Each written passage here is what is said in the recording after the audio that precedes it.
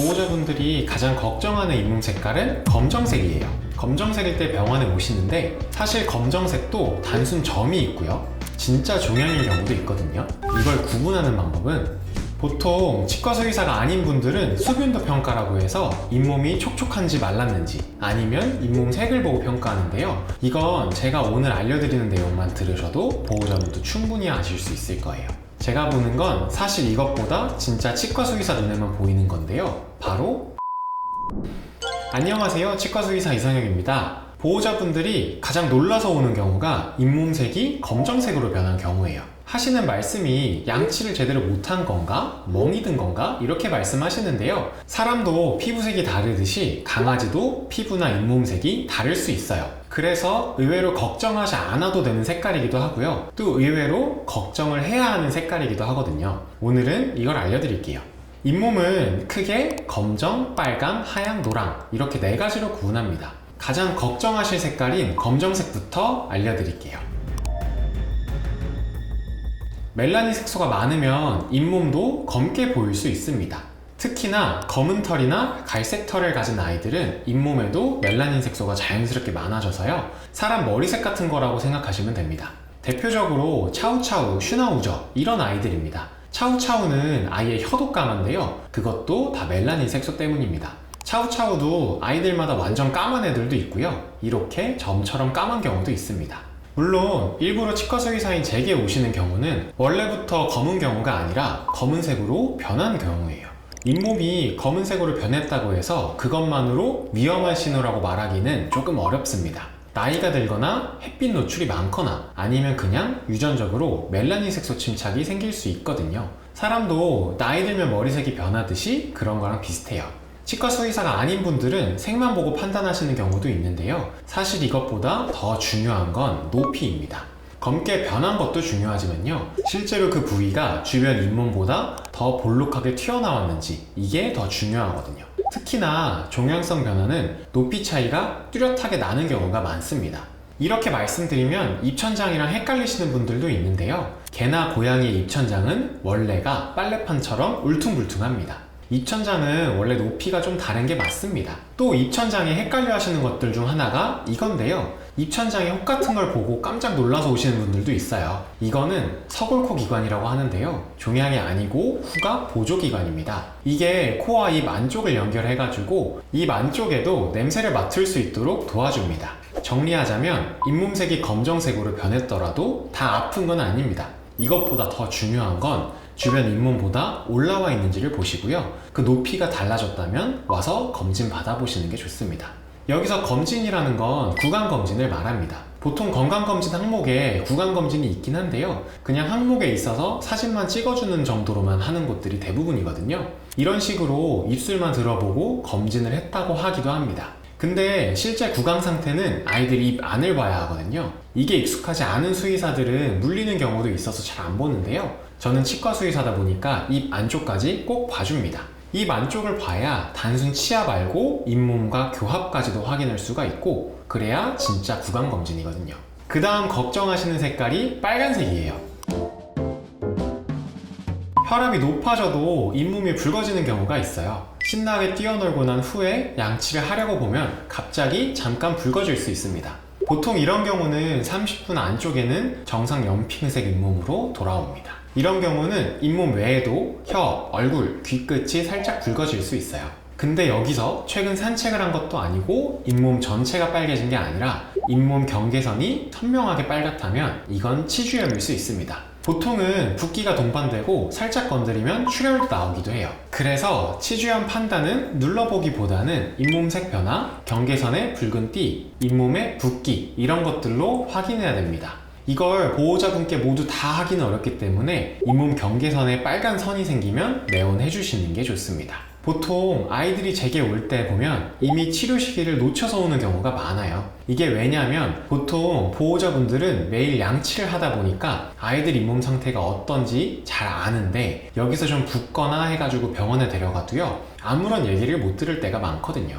아이들 잇몸에만 염증이 살짝 생긴 상태를 치은염이라고 하는데요. 보통 이때는 아직 이를 잡아주는 잇몸 조직이 건강하기 때문에 잇몸이 빨갛게 부어있는 정도입니다. 이때 치과 수의사가 아닌 경우에는 치은염을 너무 가볍게 생각하고요. 그냥 넘어가는 경우도 있습니다. 하지만 치은염은 치료가 된다라는 게 핵심입니다. 아직 회복이 가능한 시기예요. 스케일링이나 양치만 잘 해줘도 잇몸이 다시 원래 건강했던 상태로 회복될 수 있습니다. 여기서 방치하게 되면 치주염으로 넘어가게 되는데요. 이때부터는 잇몸을 잡아주는 잇몸 주변 조직까지 손상되기 때문에 아무리 치료하고 수술을 해줘도 원래 상태로 되돌릴 수가 없습니다. 그래서 사실상 치은염 상태일 때가 치료의 골든타임입니다. 물론 치은염은 양치로 충분히 관리가 되는 경우도 있어요. 이미 치은염이 생겼다면 제대로 된 구강검진을 받아보시는 게 좋습니다. 다음은 심각한 경우예요. 가장 심각한 색을 뽑으라면 하얀색입니다. 이건 당장 병원에 달려와서 확인을 받아보셔야 합니다. 하얀 잇몸은 단순히 입안의 문제만은 아니에요. 몸 전체에 심각한 이상이 생겼을 수도 있어가지고요. 전신 염증이라든가 급성 빈혈, 쇼크 상태와 연결될 수도 있어서 위험합니다. 그래서 잇몸이 하얗게 보였다면 이런 경우에는 응급실 꼭 가보시는 게 좋습니다. 잇몸이 하얀색만큼은 아니지만 또 안 좋은 색깔이 있는데요. 노란색입니다. 노란색도 이게 좀 진한 노란색이 있고요. 약간 누런색이 있어요. 황달이라고 하는데요. 잇몸뿐 아니라 눈도 이렇게 노란색으로 변하기도 합니다. 간단히 말하면 몸 안에 간이나 혈액 시스템에 이상 신호가 있을 수도 있다는 것이라서요. 이런 경우도 응급실로 가셔야 합니다. 여기까지 해서 잇몸 색깔별로 심각한 경우와 아닌 경우를 알려드렸는데요. 오늘 내용을 바탕으로 정상 잇몸을 확인하는 법을 정리해 보겠습니다. 보통 수의사들은 정상 잇몸인지 확인할 때 세 가지를 확인해요. 습윤도, 잇몸 색깔, CRT. CRT는 잇몸을 눌렀을 때 색이 변하는지, 변한다면 얼마 만에 돌아오는지를 보는 거고요. 습윤도는 잇몸이 촉촉한지 말랐는지를 봅니다. 마지막으로 잇몸 색이라고 해가지고 잇몸 색이 어떤 색인지를 평가하게 됩니다. 잇몸을 눌렀을 때 2초 이내에 연핑크색으로 돌아오고 촉촉하면 보통 정상이라고 판단을 합니다. 저는 치과 수의사다 보니까 하루에도 몇 번씩 아이들 입안을 보다 보면서 알게 된 건데 이것보다 더 중요하게 생각하는 게 있습니다. 바로 잇몸 높이랑 붓기, 치태예요. 이 중에 보호자분들이 꼭 보셨으면 하는 건 잇몸 높이인데요. 잇몸 높이가 붓기랑 치태랑도 은근히 연관이 있어서 같이 설명드리겠습니다. 잇몸 높이는 아까 잠깐 말씀드렸지만 잇몸 색상만큼 얼마나 건강한가를 알려주는 신호입니다. 잇몸 높이를 볼 때는 증식됐는지 파였는지를 중점적으로 봅니다. 증식됐다라는 건 이런 식으로 아예 치아를 덮을 정도로 잇몸이 올라온 걸 말하고요. 파인 거는 퇴축이라고 하는데 이런 식으로 치아가 훨씬 많이 보이는 걸 얘기합니다. 잇몸이 증식되면 치은 절제술이라고 해가지고 증식된 잇몸을 아예 잘라주는 수술을 합니다. 이 수술은 증식된 잇몸을 잘라가지고 세균이 숨을 수 있는 공간을 없애주는 게 핵심입니다. 이게 다행히도 초기인 경우에는 스케일링만으로도 잇몸이 진정되는 경우가 있습니다. 그래서 꼭 정밀 구강 검진을 받아서 미리 확인하는 게 좋습니다. 복서나 불도, 콜리, 코카 같은 이런 품종들은요 선천적으로 증식되는 경우가 많고요. 약물 부작용 때문에 면역 과민 반응이 나오면서 잇몸이 증식되는 경우도 있고 양치를 제대로 안 해서 생긴 치석들이 잇몸을 자극하면서 치주염 때문에 생기기도 합니다.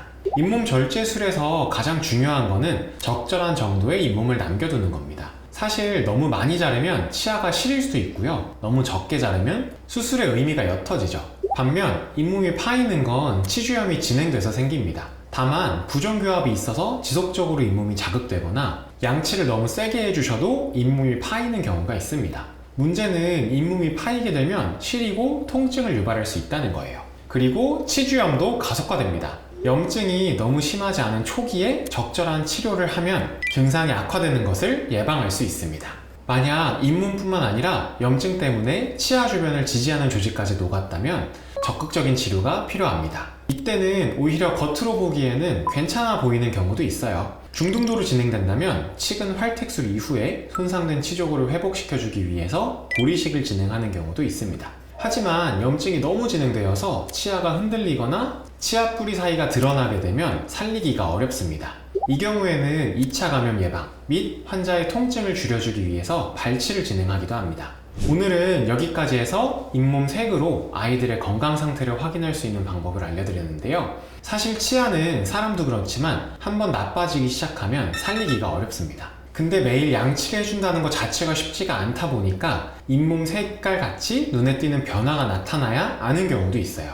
가장 좋은 건 깨끗이 양치를 해주는 것, 그리고 주기적으로 스케일링을 통해서 관리를 해주는 겁니다. 앞으로 아이들의 치아 관리를 어떤 식으로 해야 되는지 주기적으로 알려드릴 예정이니까요. 구독해주시면 감사하겠습니다.